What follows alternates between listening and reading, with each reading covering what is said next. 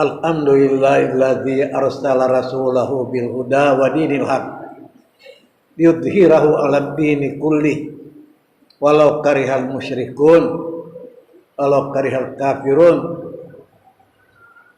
Asyhadu an la ilaha illallah wahdahu la syarika lahu fi rububiyyatihi wa la nadhira lahu fi qudratihi wa asyhadu anna Muhammadan abduhu wa rasuluh al-mab'uts rahmatan lil alamin. Allahumma shalli wa sallim ala nabiyyina Muhammadin wa ala alihi wa ashabihi alladziina tasamu bihablillahil matin wa kitabil mubin hafazu bis sawabil muqim fi jannatin naim. Ayuhan nas ittaqullaha haqqa tuqatih tahussukum ala ta'ati fi kulli hal la'allakum turhamun. Kaum muslimin sidang Jumat yang berbahagia, kita semua tahu, saya hanya turut mengingatkan bahwa bulan Dzulhijjah sudah di depan mata. Dalam kedua langkah kita sudah masuk di bulan Dzulhijjah. Di bulan itu diketahui dan dikenal populer ada ibadah yang disebut ibadah kurban. Kurban dalam rangka pendekatan diri kepada Allah Subhanahu wa taala. Jujur, dikala kita berada di bulan kurban, ingatan kita tentu kembali kepada sejarah Nabi Ibrahim alaihissalam dan pernah berkorban dengan korban yang tidak ada tandingannya sampai hari kiamat. Nabi Ibrahim berkorban dengan melaksanakan perintah Allah Subhanahu wa taala agar putra yang sangat dicintainya, putra tunggalnya, dan boleh dikata doa yang bertahun dan dijabah oleh Allah Subhanahu wa taala. Baru dikala anaknya itu, putranya, berada di umur-umur menggembirakan dan di umur yang bisa mulai bekerja bersama dengan ayahnya, tiba-tiba ada perintah, sembelih anakmu Ibrahim. Dan dengar saja kita sudah gemetar, bulu badan berdiri, bahkan bisa saja air mata jatuh bercucuran. Tapi Nabi Ibrahim sebagai manusia atau Nabi teladan tetap tenang menerima perintah itu. Lalu kemudian dipanggil anaknya, putranya, dengan panggilan penuh kasih sayang. Ya bunayya, anakku, anakku, putraku, mendekatku di sini, merapatku sama ayahmu. Ada sesuatu yang aku akan sampaikan kepadamu. Inni arafil manam anni azbahu. Sungguh aku melihat dan aku diperintah dalam tidurku untuk menyembelihmu, membunuhmu.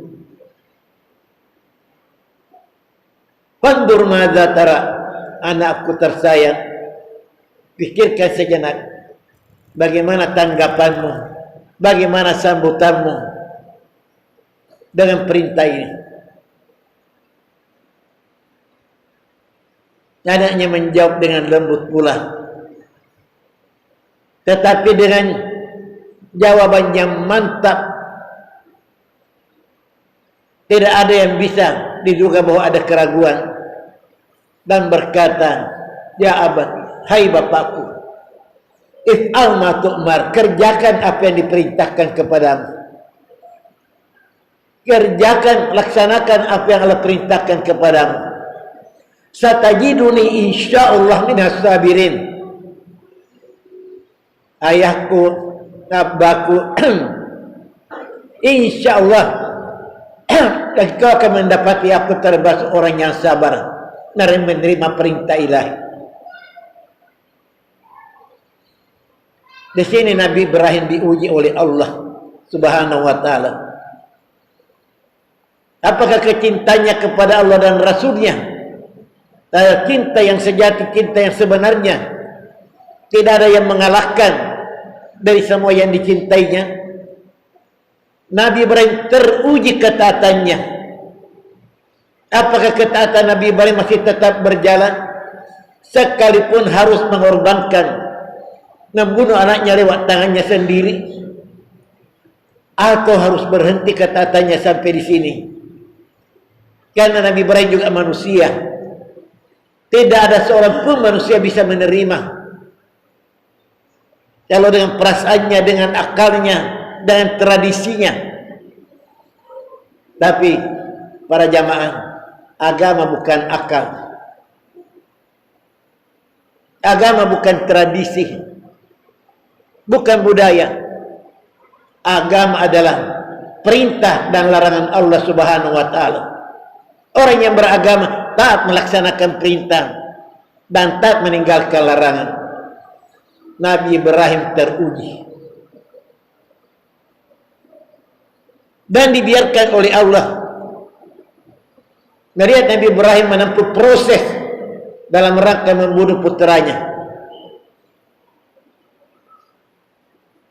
Al-Kisah menyampaikan Nabi Ibrahim panggil anaknya ke tempat yang jauh dan tidak dilihat oleh siapapun, untuk tidak ada gangguan, kelangan dan sebagainya. Lalu Nabi Ibrahim membaringkan anaknya, termasuk proses untuk menyembelihnya. Lalu pisau dicabut, dites apakah tajam atau tidak, dan seterusnya proses dalam menyembelih sesuatu. Ini menyembelih putra tunggalnya sendiri. Pada detik-detik yang menentukan, nantinya putranya bersimbah darah, tinggal pisau ditarik, suara menggelegar dari langit, Ibrahim, karsabdakta ru'ya, sungguh kau telah melaksanakan perintah mimpimu. Cukup sampai di sini. Allah betul-betul sudah melihat ketaatanmu, kecintamu kepadaku melebihi daripada yang lain, termasuk kepada putramu sendiri. Cukupkan sampai di situ. Ibadahmu telah kuterima. Cukup, diganti dan ditebus dengan seekor kibas. Innahu min ibadinal mu'minin. Inna kadzalika najzil muhsinin. Innahu min ibadinal mu'minin. Sungguh Ibrahim adalah orang yang suka berbuat baik, dan sungguh Nabi Ibrahim adalah orang yang beriman. Para jamaah, sampai situlah penilaian Allah terhadap hambanya, beriman atau tidak beriman, taat atau tidak taat, cinta kepada Allah dan Rasulnya atau tidak cinta dengan cinta yang sebenarnya. Namun inilah yang pernah terjadi, peristiwa yang sangat mengerikan, diabadikan dalam Al-Quran, dibaca oleh semua orang yang membaca Al-Quran, dihafal oleh semua orang yang hafal Al-Quran, didengungkan oleh qari dan qariah yang sangat menyentuh hati dan perasaan. Lalu dengan peristiwa itulah diabadikan oleh Allah Subhanahu wa taala, sehingga agama Nabi kita SAW terdapat ibadah kurban. Jadi kalau beliau ditanya, "Ma hadhihi adah?" Apa ini kurban? ya Rasulullah, sunnah abikum Ibrahim, sunnah bapakmu, kakekmu Nabi Ibrahim alaihissalam, untuk mengenang sejarah peristiwa korbannya Nabi Ibrahim dalam rangka pendekatan diri kepada Allah Subhanahu wa taala. Sidang Jumat yang berbahagia, panjang umur, kuat sehat di tengah wabah corona yang merobohkan dan mematikan, nikmat yang tidak bisa dinilai dengan materi sebanyak apapun.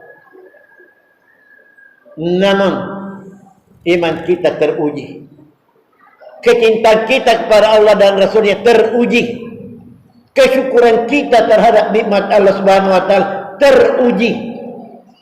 Apakah kita turut berkorban atau termasuk angkat tangan, saya tidak mampu, saya tidak mampu berkorban.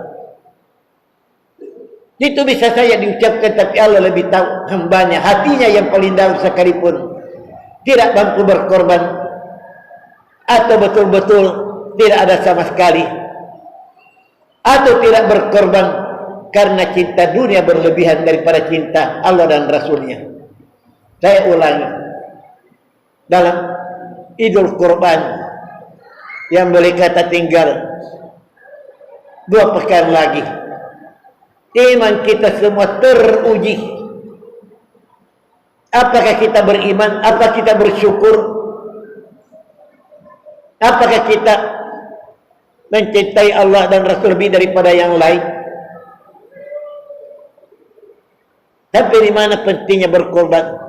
Mau wajada saat la yudaki apa la yudaki, siapa yang punya kelapangan untuk berkorban lalu dia tidak berkorban, fala yakturbanna musallah, kasih tahu jangan dekat-dekat di tempat salahku. Sampai begitu ancaman dan penekanan Rasulullah SAW bagi umatnya yang mampu berkorban tadi tidak berkorban. Mampu atau tidak, ketahuilah bahwa Allah lebih tahu daripada orang lain. Mungkin Allah lebih tahu daripada dirimu sendiri. Allah lebih tahu daripada bisikanmu terhadap dirimu sendiri. Wa na'lamu ma tuwaswisu bihi nafsu. Marilah kita berusaha. Kalaupun amalnya menghadirkan niat, insya Allah panjang umur, harusnya kami syukuri. Sehat kuat alhamdulillah. Para dokter dan rumah sakit pun terkadang tidak ada jaminan 100% kita bisa sembuh bila terkena virus yang mematikan ini. Maka hadirkanlah niat. Apabila kita sudah sampai pada waktunya, insya Allah turut berkorban dengan semaksimal kemampuan dan mungkin dengan doa yang dijabah oleh Allah Subhanahu wa taala. Dzulhijjah adalah Idul Kurban. Salat Id, salat Idul Adha, Idul Kurban. Maka hidupkanlah kurban pada jiwa kita masing-masing dalam rangka pendekatan diri kepada Allah. Orang yang dekat kepada Allah, Allah bersama dia. Rahmat Allah, maghfirah Allah, berkah Allah bersama dengan dia. Allah tahu dan Allah akan memberi apa yang dia butuhkan. Tunggu Allah bersama dengan orang-orang yang suka berbuat baik. Maka saya menyeru, mengajak diri sendiri dan kepada semua yang saya cintai karena Allah, agar jangan kita lewatkan kesempatan yang sangat baik dan sangat mulia ini. Bahkan dinyatakan pada awal Dzulhijjah sampai 10 tidak ada ibadah, tidak ada amal yang paling baik lebih daripada berkorban sesuai petunjuk agama. Hatta jihad sekalipun, kecuali dia berangkat berjihad dengan hartanya dan pulang dan tanpa membawa sesuatu, barangkali itu yang bisa mendekatinya. Demikian penekanan Rasulullah terhadap Idul Kurban. Semoga hati kita tersentuh, apalagi mengenang sejarah korbannya Nabi Ibrahim yang luar biasa itu.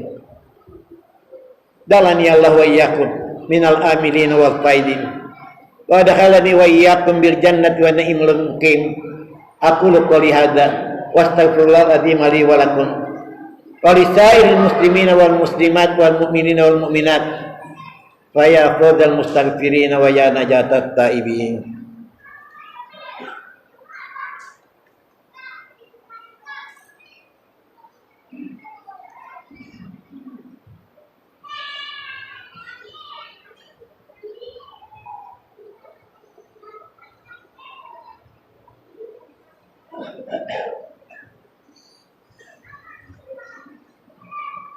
Alhamdulillahilladzi hadana li hadzal din.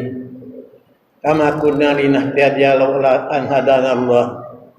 Asyhadu an la ilaha illallah wahdahu la syarika lah. Wa asyhadu anna Muhammadan abduhu wa rasuluh. Allahumma shalli ala Muhammadin wa ala alihi wa sahbihi ajmain. Inna Allaha wa malaikatahu yusalluna 'alan nabi. Ya ayyuhalladzina amanu sallu alaihi wa sallimu taslima. Kiraan Jumat yang berbahagia, bersalawat kepada Nabi. Sekaligus dan secara otomatis kita mengingat Nabi kita SAW sebagai uswatun hasanah, tauladan dan ikutan yang paling baik. Rasulullah SAW inti perjuangannya ialah akhlak yang mulia, membangun akhlak yang makarimul akhlak. Beliau pernah bersabda, innama bu'istu liutammima makarimal akhlak. Sungguh aku diutus untuk menyempurnakan akhlak yang mulia. Beliau mendidik dan membimbing kaumnya, sahabatnya dan umatnya untuk mewarnai dirinya dengan akhlak yang mulia. Dan akhlak mulia itu dimulai daripada diri beliau sendiri dan mendapat pengakuan dari ilahi. Wa innaka la'ala khuluqin azim. Sungguh engkau Muhammad berada dalam puncak akhlak yang mulia. Bukalah dan baca sejarah Nabi. Bagaimana akhlak Nabi kita sallallahu alaihi wasallam. Beliau dalam berbagai peristiwa tetap tenang, lembut, menarik, sampai non-muslim pun orang kafir memberi penilaian akhlak Rasulullah adalah akhlak yang sangat menarik, magnet yang luar biasa, seolah kita tidak bisa bertahan tanpa ikut beliau.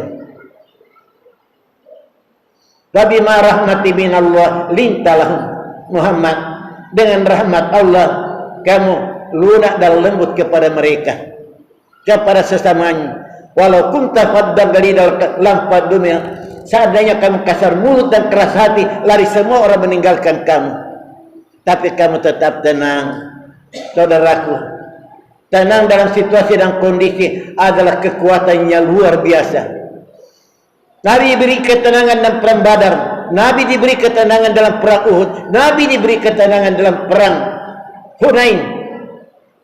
Laqad nasarakumullahu fi mawatin katsira wa yauma Hunain id ajabatkum kasratun falan tughni. Di sana kau bangga dengan jumlahmu yang banyak, tapi Allah berfirman, tidak ada artinya gunamu yang banyak.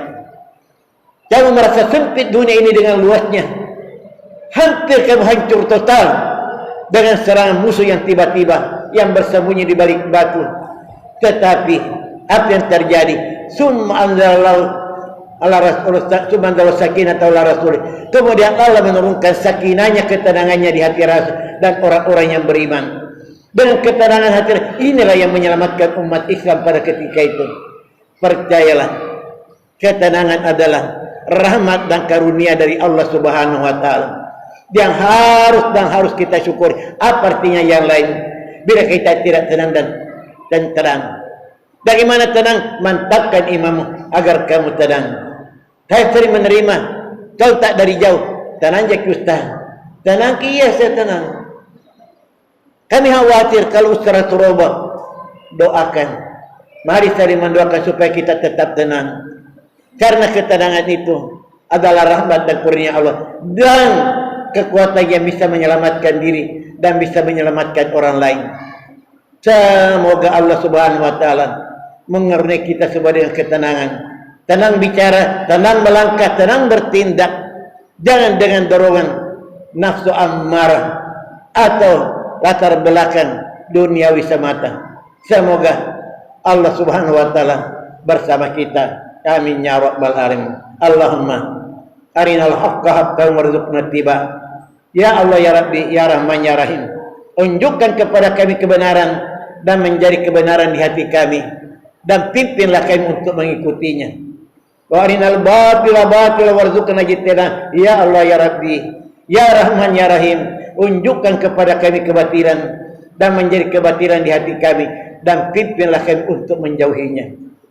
Rabbana afrik alaina sabra wa sabbit aqdamana wansurna 'alal qaumil kafirin. Rabbana la tuzigh qulubana ba'da idh hadaitana wa hab lana min ladunka rahmah innaka antal wahhab. Allahumma ghfir lil muslimina wal muslimat wal mu'minina wal mu'minat al ahya'i minhum wal amwat innaka samiun qaribun mujibud daw wa qadil hajat. Rabbana atina fid dunya hasanah wa fil akhirati hasanah wa qina azabannar. Ibadallah, innallaha ya'muru bil adli wal ihsan wa ita'i dzil qurba wa yanha 'anil fahsya'i wal munkar ya'idukum la'allakum tadhakkarun. Fadhkurullaha yadhkurkum wa qur'ani yajirkum wasallu bi yu'tikum. Qala dzikrullahi akbar. Wassalamualaikum warahmatullahi wabarakatuh.